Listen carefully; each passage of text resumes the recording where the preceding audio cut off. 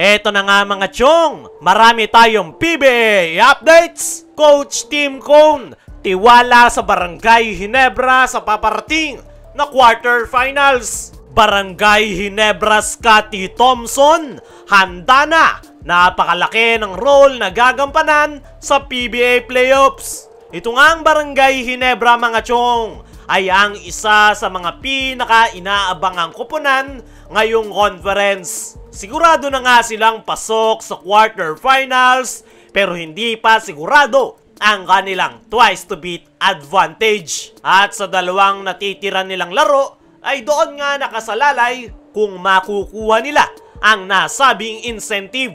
At ngayon na unti-unti nang nalalapit ang PBA playoffs ay todo na nga ang paghahandang ginagawa nitong si Scotty Thompson para i-improve pa ang kanyang laro. Sa ngayon nga mga chong, ay ang tinututukan ni Scotty na i-improve sa kanyang laro ay ang kanyang outside shooting. Spotted niya itong si Scotty Thompson na nag-e-extra shooting kahit pa tapos na ang kanilang team practice. Si Scotty na nga lang ang natira sa kanilang team practice at puspusan at determinado talaga itong i-improve pa ang kanyang 3-point shooting. Sa huling laro nga ng Barangay Ginebra kontra TNT Tropang Giga ay ito ngang si Scotty Thompson ang pinaka nag-seal ng kanilang panalo nang dahil nga yan sa kanyang dalawang crucial 3-point shot.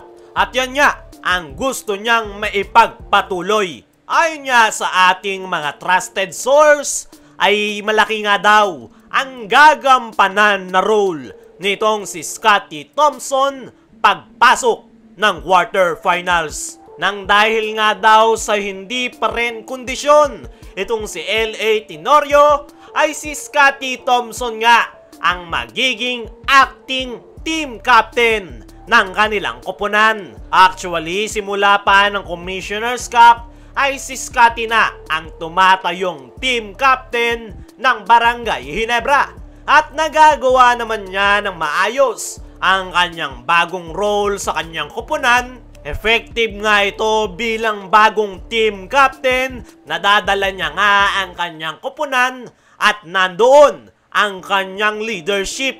At the same time ay nakikipag-ambagan ng idea itong si Scotty Thompson sa Barangay Ginebra coaching staff kung ano yung mga kinakailangan nilang gawin, lalong-lalo na sa mga crucial minute ng laro. Last game nga nila kontra TNT ay sinabi mismo ni Coach Tim Cone na malaki yung impact ng suggestion ni Scotty sa mga plays at bantayan si Calvin Oftana. At ngayon nga na malapit na ang quarterfinals ay mayroon nga daw mga suggestion si Scotty na po pwede nilang gamitin. Ayon naman mismo sa latest interview nitong si Scotty Thompson ay masaya nga ito na nabibigyan siya ng boses ng Ginebra coaching staff kung ano yung mga kinakailangan nilang gawin para mapaganda ang flow ng kanilang opensa. Dagdag pa ni Scotty ay collaboration nga daw kasama ng kanyang mga teammates ang mga sinasabi niya kila Coach Tim Cone. Kinakausap nga daw ni Scotty ang kanyang mga teammates kung ano ang mga suggestion nito bago niya sabihin sa Ginebra coaching staff. At yan nga daw ang maganda sa kanilang kupunan dahil open daw sila Coach Tim sa suggestion ng kanilang mga players. Para sa akin mga chong, ay magandang sign ang ginagawa na yan ng Barangay Ginebra dahil literal na teamwork ang kanilang ginagawa. At tignan na lang natin kung maita-translate nila yan pagpasok ng quarterfinals. Dumako naman tayo dito sa kabilang balita.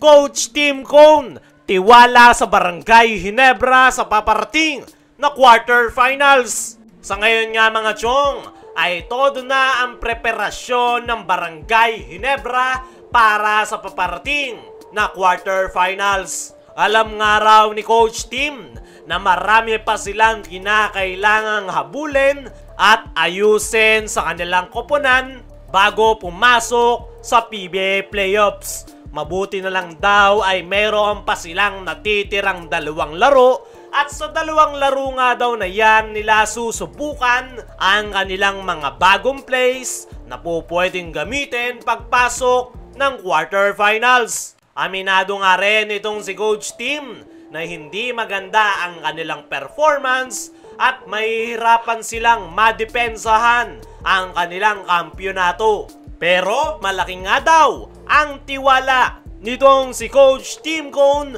sa kanyang koponan na magagawa nilang mai-translate ang lahat ng kanilang pinaghandaan sa kanilang team practice. Meron nga daw silang nabuong solid team chemistry at ang chemistry nga daw na yan ang kanilang pinaka magiging susi para depensahan ang kanilang kampyonato ngayong conference. Kung ako ang tatanungin mga chong, ay mahihirapan talaga ang Barangay Ginebra na depensahan ang kanilang kampyonato dahil napakaganda nga ng ipinapakitang performance ng kanilang mga karibal na kuponan.